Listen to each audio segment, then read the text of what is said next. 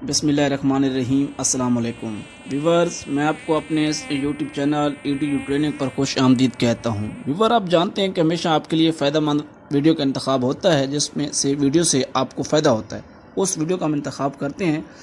इस वीडियो में मैं आपको मच्छर के भगाने के कुछ देसी तरीके बताता हूँ। आप अपने घर की चीज़ों को इस्तेमाल करके जो है मच्छर को भगा सकते हैं। तो मॉस्किटो को से दूर रहने के कुछ तरीके हैं जो आपके साथ मुख्तसरन इस वीडियो में मैं शेयर करने वाला हूं।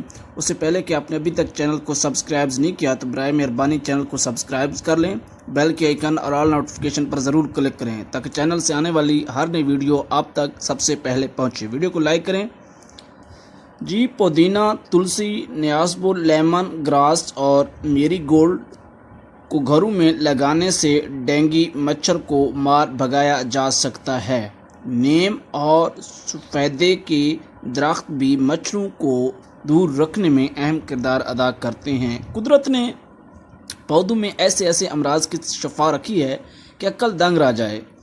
आज हम डेंगू मच्छर को दूर भगाने के लिए महंगी अदवायात इस्तेमाल करते हैं। हालांकि व्यूवर्स, कुदरत ने न्यासबो, तुलसी, पुदीने, लेमन ग्रास, मेरीगोल्ड जैसे पौधों में मच्छर को दूर भगाने की सलाहियत रखी है।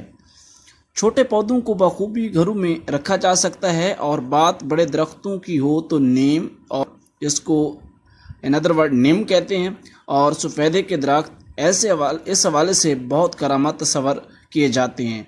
अहम बात यह भी है कि मच्छरों को दूर भगाने में ये तमाम पौधे और दरख्त अपनी अफादियत साबित कर चुके हैं। बिलाशुबा दरख्तों में से मोहब्बत हमारी ज़िंदगी में बहुत सी मुस्बत तब्दीलियों का बायस भी बनती है। आजमाइश शर्त है।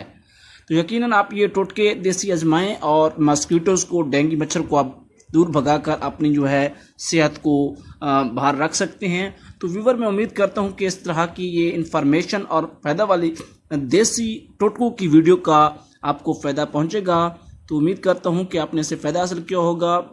वीडियो को लाइक करें, चैनल को सब्सक्राइब करें। इंशाल्लाह इस तरह की मज़ीद हेल्पिंग वीडियो में मुलाकात होती रहेगी। तब तक के लिए अल्लाह हाफ़िज़।